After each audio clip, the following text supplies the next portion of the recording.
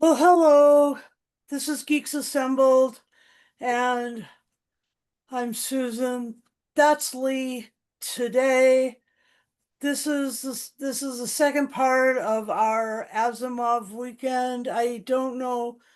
Um, he was an author of great repute. He wrote like 300 nonfiction or textbook style books. He wrote a bunch of science fiction stories as well. And the middle part of a story, well, actually, towards the end, sort of the penultimate section of a story that started on Earth with iRobot, which we also reviewed this weekend, and continued through the robots becoming uh sort of investigative partners with humans, especially this one called Daniel Oliva, and then connecting with another robot called Giscard, and then traversing some increasing space exploration into a whole empire of planets and then in Ecumenopolis, and then that empire starting to decline. That that's kind of played out a bunch of different times. It played out in Carthage, in Rome, in Greece, in um, Syria, in the Ottoman, in the Austro-Hungarian, in the British Empire, the Russian Empire, the French Empire, the Spanish Empire, the what other empires were there? There were a few other empires here, the Chinese Empire, even the Shogun's Empire in Japan. But at the decline of that, the the scientific community spawned someone named Harry Seldon, and Harry Seldon created a place for science to continue called Foundation, and uh, invited this woman from a small planet called Suana to, which is to join him on Trantor to create this study of psychohistory. We've discussed the first two seasons in this, and how we've moved forward into the third, and now we've moved forward into the third season. And the third season is basically watching Empire get all messed up and watching the robot companion of Empire get all messed up, and Foundation trying to deal with the problem of the mule. And I don't think Hmm. they've even figured out exactly who the mule is, even though there have been two people who said that they were at this point. And that's interesting because those two people were around this other person who may or may not actually be the mule. And these people are just, as we were talking about earlier, a patsy. Um, so yeah, Lee, opening thoughts on season 3 of Well, Foundation. it it it took me by surprise that season three is set. Was it 150 years after the second season? Uh-huh. a lot of times passed. Yeah. And also, I just couldn't get out of my head that Brother Day Empire ha- has turned into the dude from the Big Lebowski. Um, Oh my God. That was fun. Oh. every time he was on the screen, I was just thinking of the dude. But um, played amazingly by Lee Pace. Yeah, Yeah, nice. Nice. And the the weight that he gained for it and everything. I mean, geez, he just did it. um, yeah. It's as you said, it's about Empire crumbling. But for me, this season was uh, Brother Dusk's season. Oh This was my. really all his season. He he was there while the other two. He was trying to hold on to the Empire uh, before his ascension, which literally broke his mind. Really, um, I mean, he even had a created some type of weapon, what you would see on a Death Star, Mm-hmm. a planet destroyer, Mm-hmm. um, which he did use. Mm-hmm. Um, yeah, he was the one just trying to hold court while Brother Day and Brother Dawn went and did their own thing. Mm-hmm. Um,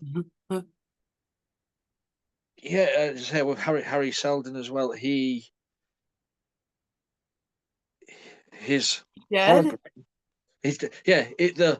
The old version died. I think he died. Mm-hmm. Just walked off into the this light. Um, but we have the hologram Harry Seldon on Trentor, um, still there in Mm-hmm. the vault. But as I said, it's the dusk season, but with the mule taking the forefront as well. A different actor played him in this season. There's a different actor played him in last season, and now there's another actor playing him in this Mm-hmm. season. Um, great, great character. Um, how his mutant power can enter someone's mind and cause them to do anything he wills them to do. Mm-hmm. Um, just set all the armed forces against each other. Against Um, themselves. yeah. Um, and then you've got the two, what are they called, scatterers, who are a play on social media creators, influencers. Mm-hmm. They make videos. And I think, oh yeah, right. I mean, I don't know whether Asimov had them in the books. Mm-hmm. He did. Yeah. So really, he created Mm-hmm. YouTubers and TikTokers. Uh, Mm-hmm. but yeah, with a twist at the end there with the mule, With Beta. which yeah, Oh. so was I mean, this is spoilers by the way. If you haven't seen it, spoilers, but we don't care. Um, So you've already seen it. This is a review. yeah, um, with Beta, was she always the mule? You know, what? All right. The question is, why was there somebody who looked different in the second season who was affecting um Gail's mind so strongly.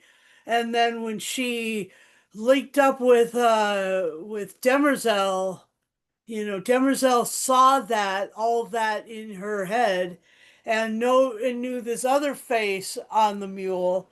And then there was this face on the mule this season, and um and then Gail started seeing that face as the mule, and then but there was still like that one, and then this one, and then Beta, and all three of those people had a companion who was playing the Visi Sonar. Mm. Yeah. I see. I mean, I've read up that the actor who played the mule in the last season, people have said, oh, they just recast him for No, some reason. Well, they said that it said they he kind of missed it, he might not have but been whatever. available. Yeah, but yeah, I know what you're getting at. I know what you're trying to say about the old musical maestro. Um, Magnifico. Magnifico, yeah. I don't know. I mean, if Beta was the mule all the time, if she was, She wasn't anywhere near that battle though. yeah. So It has to do with someone who has been uh, someone's in someone's is the mule some sort of species what can go from person to person? oh, hey. Um, and it's not bodily form; it's some sort of essence what goes into someone. But yeah, because she wasn't there at that when he did all that on the planet, I unless know, unless Beta's power is so far-reaching. right? Um, yeah, that was I didn't see that coming, to be honest. But it's Mhm. it did this season did start a little bit slow. But I did like the I did like the response of Empire to the threat of the mule, is that he was just like, well, if the mule can be turned to face Foundation, then we won't have to worry about that. Mm, yeah, I just thought that was great. I mean, I can't wait to see where this is going to go because we did lose a few characters in this, Uh-huh. especially um, Day, Yep. and now there's no clones, Right. so I don't know whether he'll be back. And Han Pritchard died. Yeah, And that really sucked because that was again, that was Salvar's or excuse me, that was Gail's paramour. All these people that Gail really likes end up getting murdered. That yeah. character is going to need a lot of fucking therapy at some point. It was good to see Alexander Siddig in this as well. Oh, I know. Yes, as Mhm. Eveling Miss, and Eveling Miss is like uh, the turning point in the story in the book. I mean, I know he was in season one as a distant relative of him. Hmm. So, well, good idea. Let's just use the same actor. Hmm. But the character Evelyn Miss is actually the center point of Oh. that of You see, I've never read the Foundation. book. I've never read the book, so No, but Foundation and Empire, Eveling Miss is the center point of that. So like that was fun that they put Alexander Siddig, who is just he's so great at that, you know?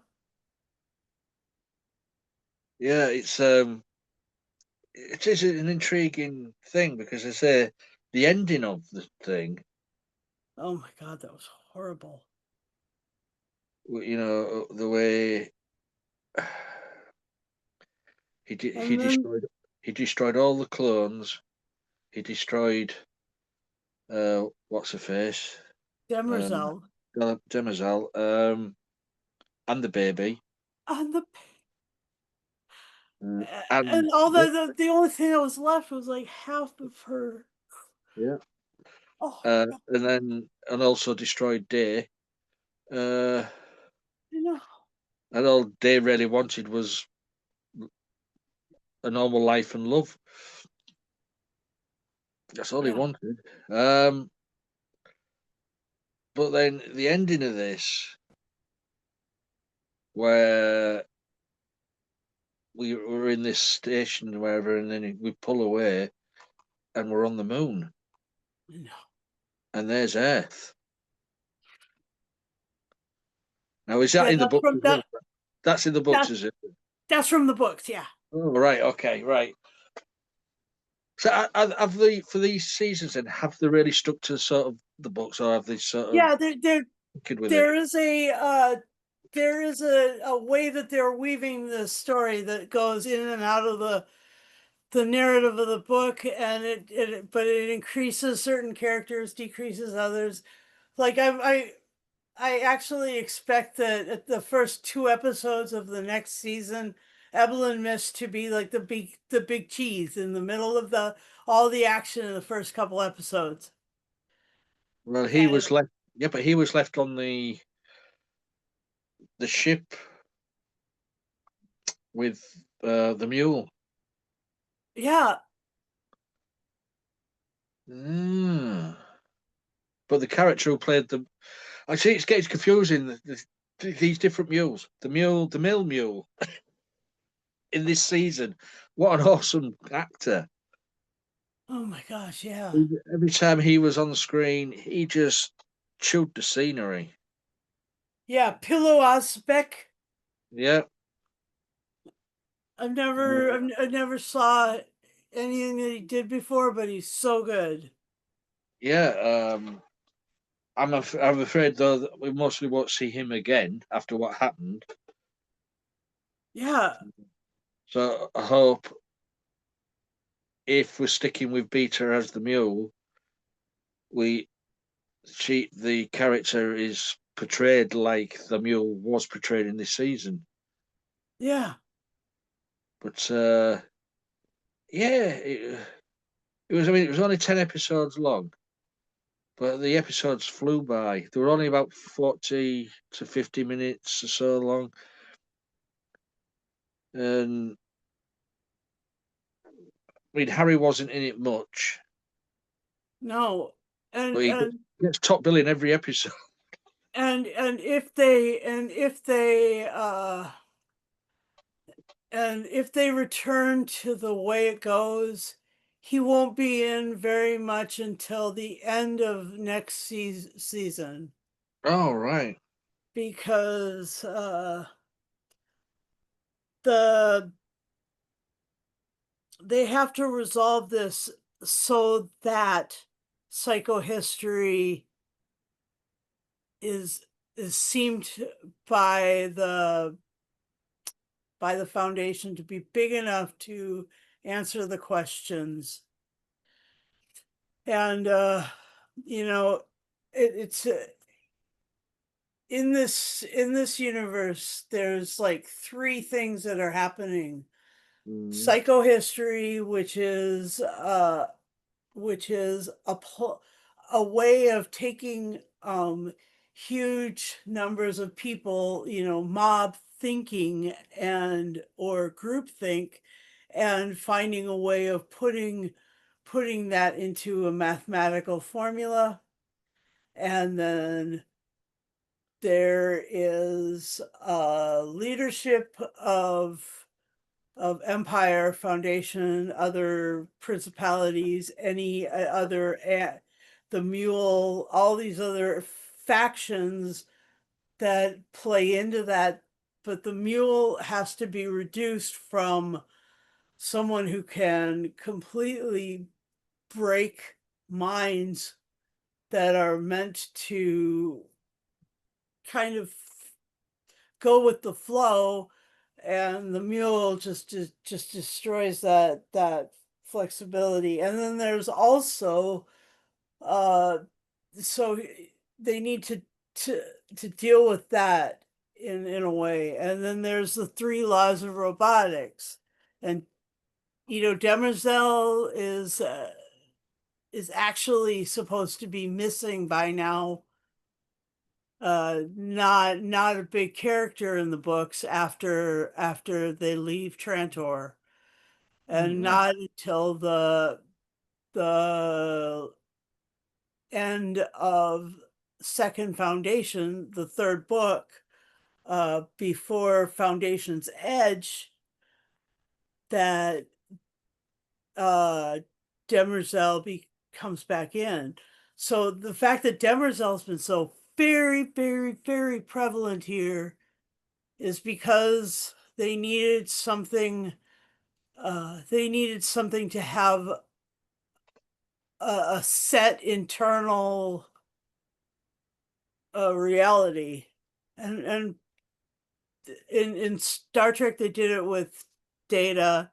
In Star Wars they did that, and they added the comic relief to C3PO and R2D2.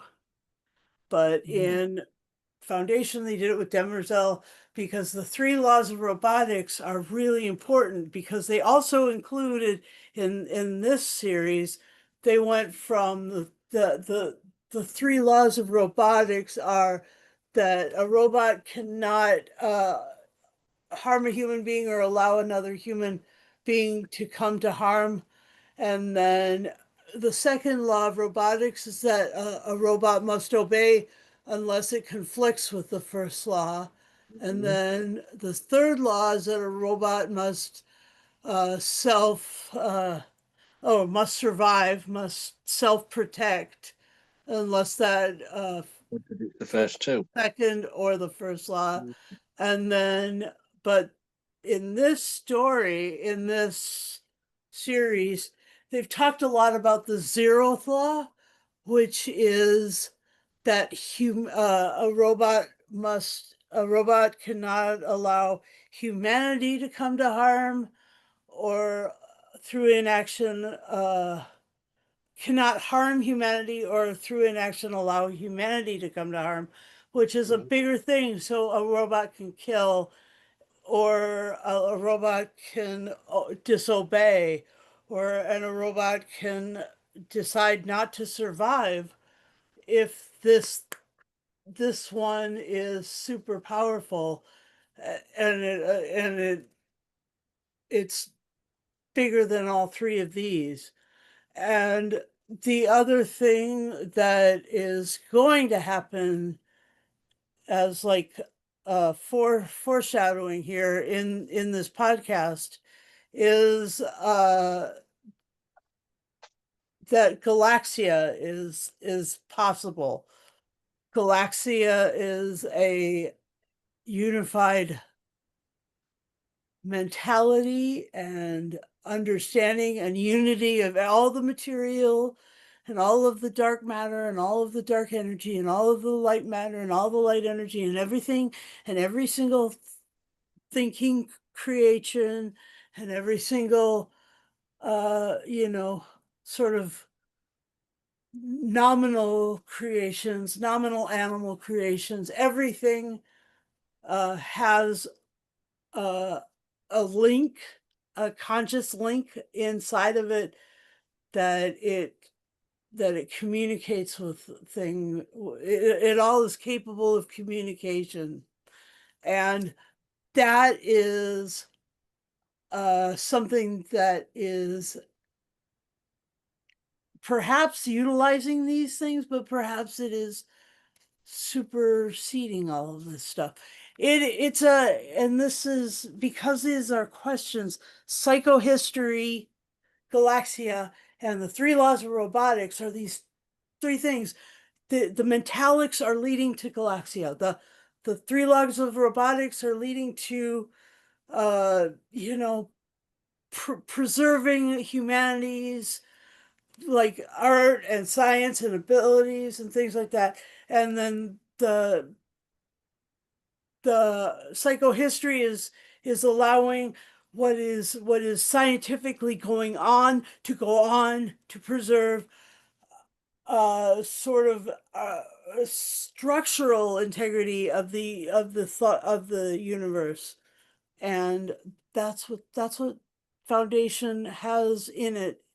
And it, because it's so, it can be really, really rudimentary, you know, like, you know, talking about the parties that Torin and Beta go to at the beginning of this season. The season started off with those two being these amazing, super cool people, like people that Asimov was always like, you know, looking to those people who are having something cool happen to them.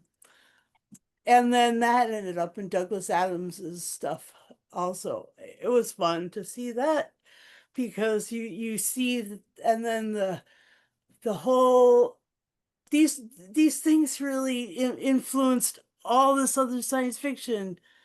And I just I just can't, I'm addicted to Isaac Asimov. His thoughts are precise. He's got precision, and yet he allows for sort of cool reflecting on things. Day sitting around smoking drugs all day.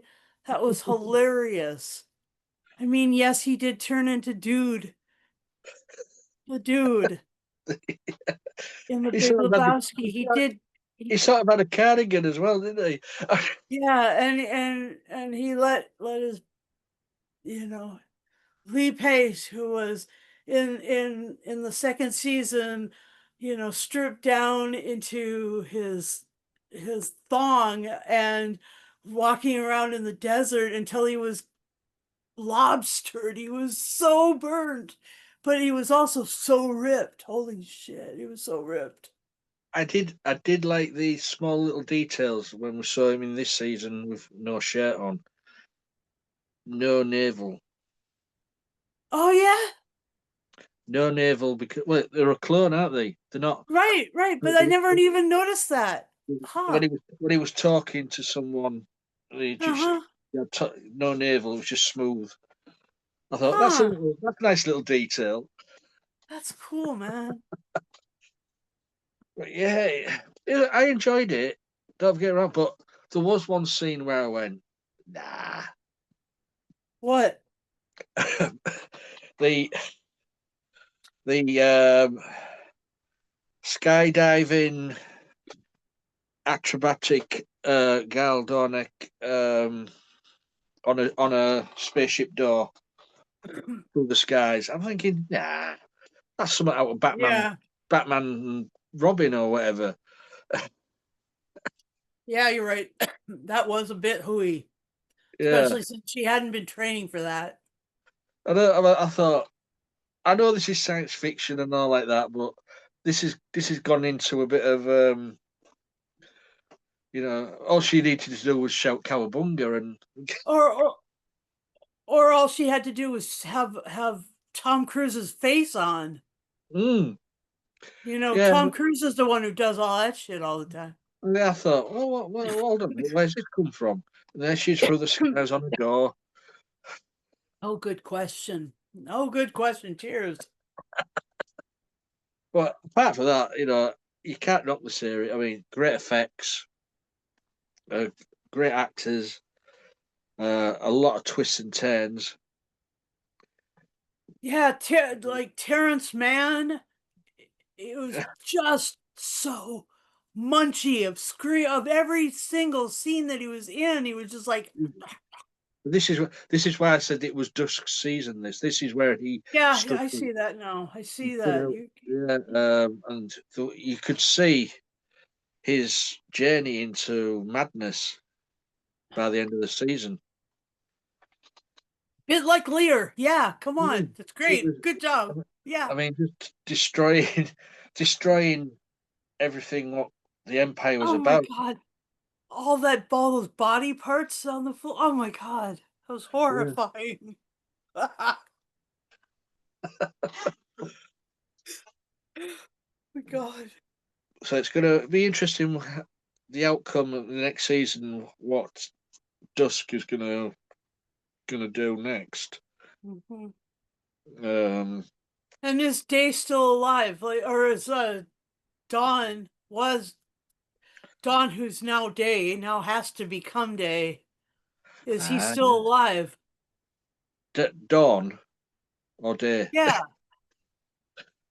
Young Dawn is still on the spaceship, isn't he? With the mule. the mule. Um, yeah, because he couldn't walk from the medical bay. Right. See, but you see, that's what I don't get. If Beta was the mule, why? Yeah, why? And why wasn't she affected by the mule in and why wasn't the confrontation with the mule with Harry Seldon more about Beta? Yeah, I mean, Harry Seldon said that the mule story there was something not right about it. Right. Oh Because my in God. the, in the imagery of the past, he was a boy, but then in the next imagery, he became the girl.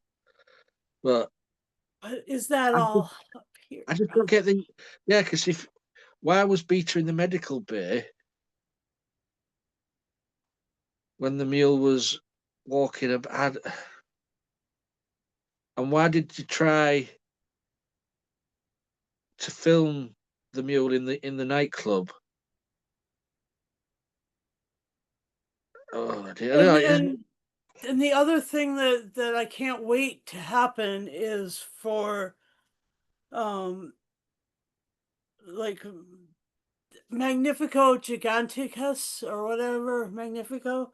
He is he does a lot of stuff with the Visi sonar, Mhm. but the connect the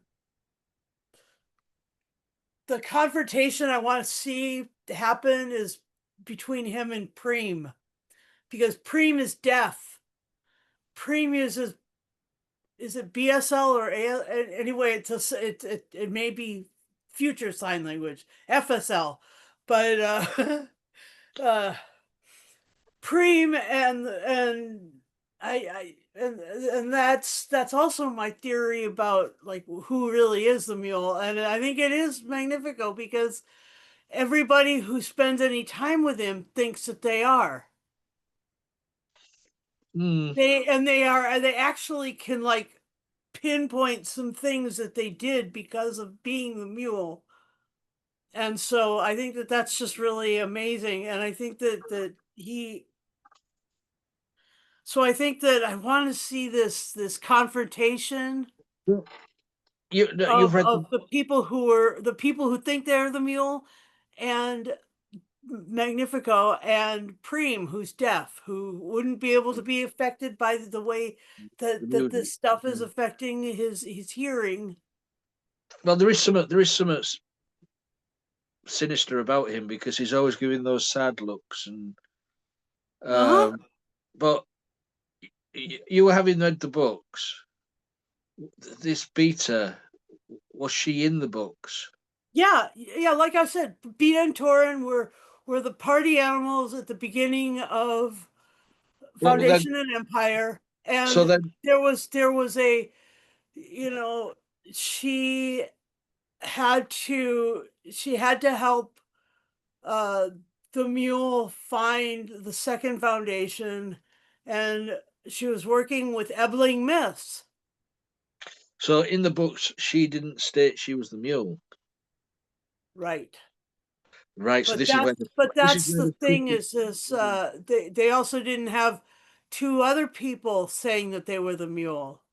Ah, right. I mean, so there was just this one, because really in so many ways the in the books the mule was sort of walled off from other people, but was Mm, able to move people in a big way, except for he zeroed in on Ebling Mist, because Ebling Mist was able to do the research, had a the kind of mind that was able to conjugate all of the the history, and able to follow all the clues that were so carefully erased from history, mm. uh that led to the second foundation.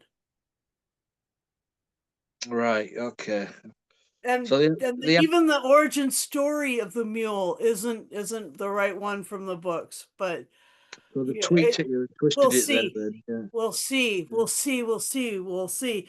And the other thing that's really interesting is that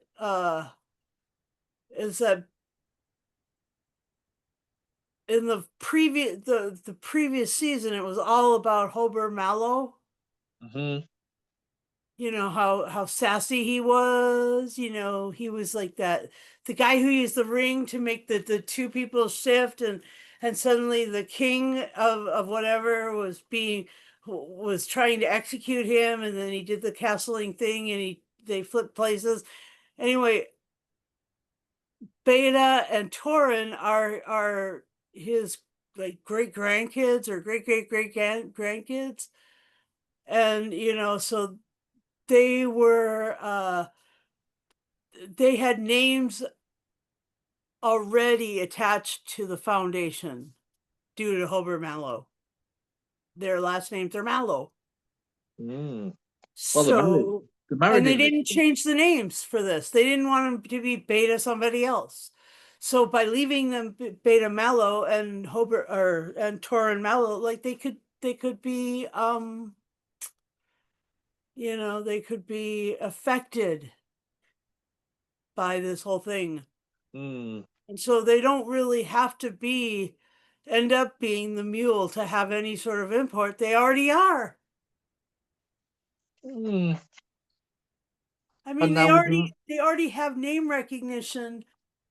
I mean, for crying out loud, this thing never happened, but uh, apparently, like if you remember, there were the the vault said Homer Mallow is scribbled on it.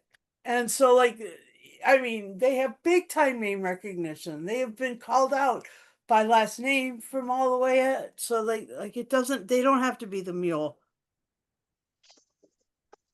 But Well, I'm just looking to see what the I gotta find the episodes. And then go back into second season, and it was about um it made this. Maybe it's this one.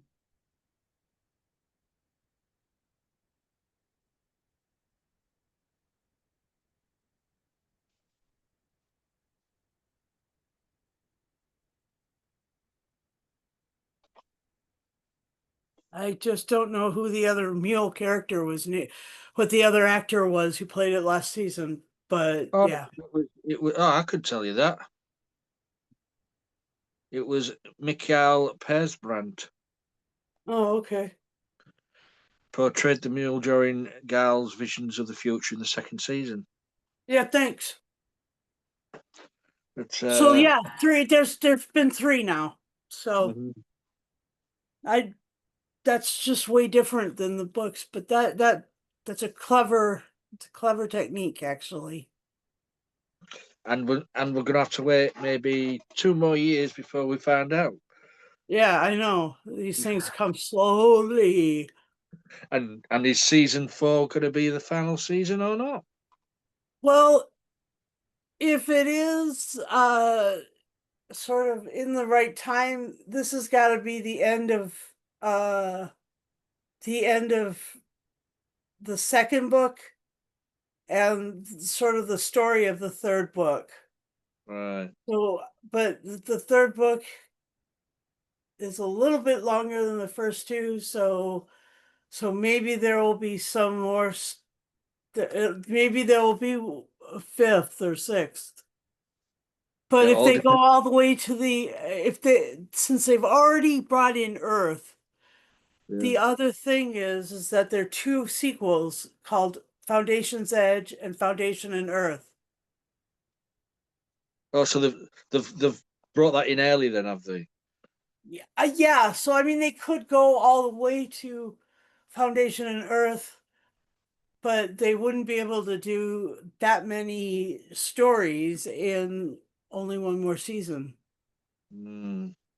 It all depends on the network, doesn't it? Yeah, it does, Mhm. but they don't it's been running very well. Maybe not as good as Ted Lasso, but it's this is really popular, right? And it's got some viewership. I don't really know how much, but it's quite a lot of uh amazing TV anyway. I'm totally loving what they're doing with it. I enjoyed it. I enjoyed the 10 episodes. It's So what do you have anything that you want to yeah, reflect on before uh, we final say and uh, score it? no, not really. I mean, I suppose Day was still ruthless when he was escaping by killing his friend with it, with The nanites? the nanites. It's still ruthless there, but also as well. But he said the guy's daughter or son could keep his pet. Hmm. But later on, the pet was with Brother Dusk because he Hmm. stamped on it and killed it. Yeah. So what did Brother Dusk do to that family to get the pet? We never Uh, saw that, did we? no. Um, yeah, no, I just think it's great acting from all. And I love that when Day went to try and find Song and express his true love for her, that she turns out to be not interested in men, but because of the erasing of memory, she was okay with like spending that time there. And she was involved with like a in a happy adult relationship with another woman, and she's just great, and it's just everything's hunky dory, but Yeah, there's the lesbians just get everywhere, don't they? Lesbians in space. that's right.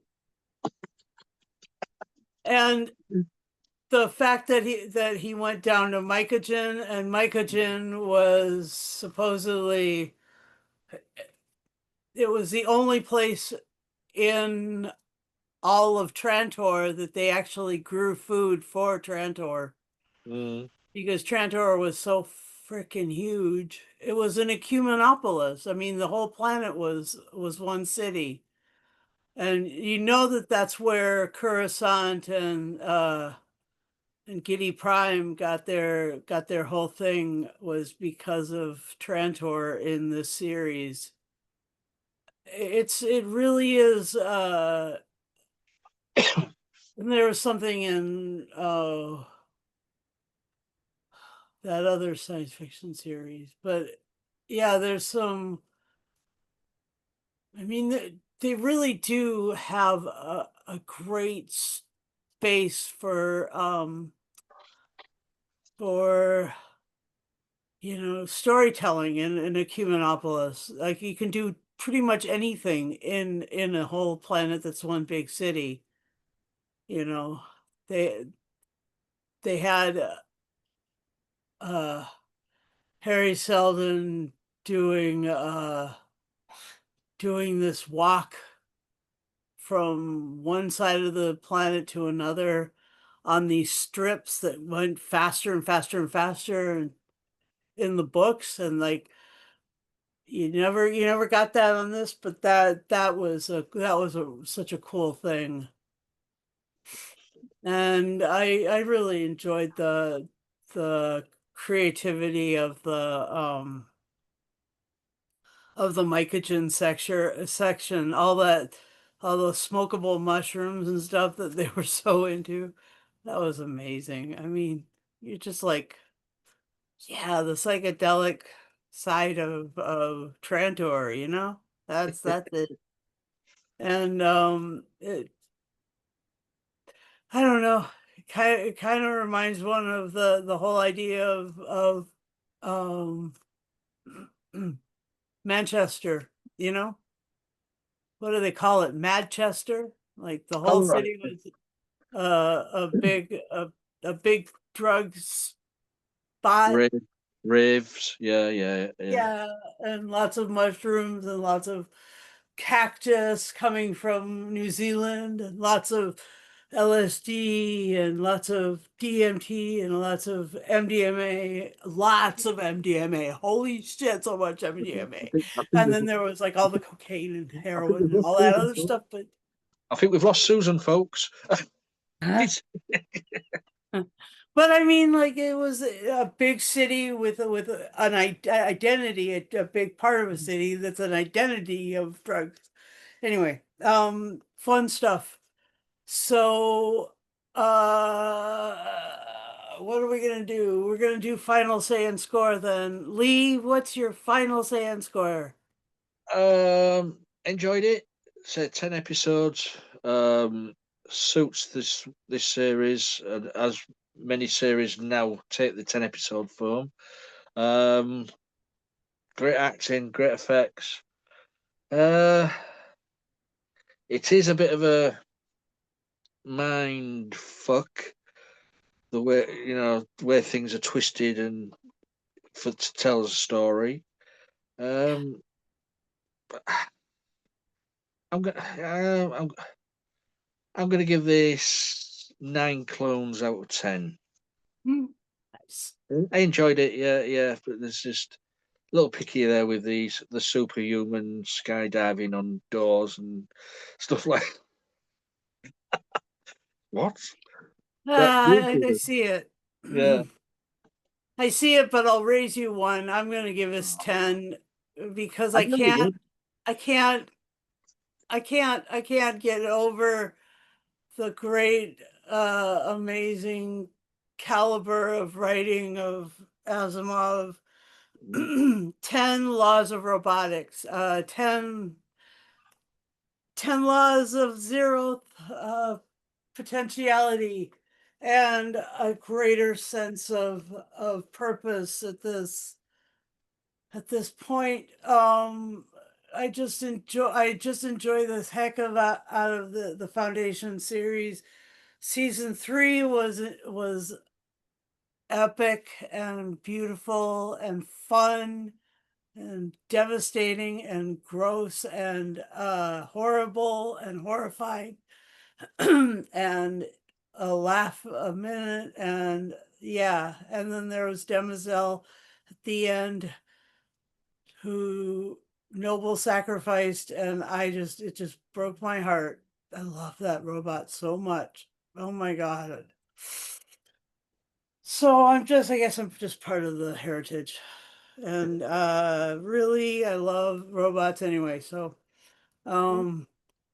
Yeah, so for all of that, like to thank you guys for watching. Please like and subscribe. Like it, give us 10 out of 10 for our fabulous podcast, because we are here for your enjoyment, and we are here for our own enjoyment. We really do these things just because we enjoy the heck out of what we do. And I'm enjoying spending time with Lee every Sunday night. And all you have to do to join us is have a camera, microphone, device, the Zoom app, and meet us at 9 p.m. on 9 p.m. UK time on a Sunday night, and join us to speak about these things. And also, if you're not able to join us on the podcast, and you still want to be part of what we do, join us on social media, please.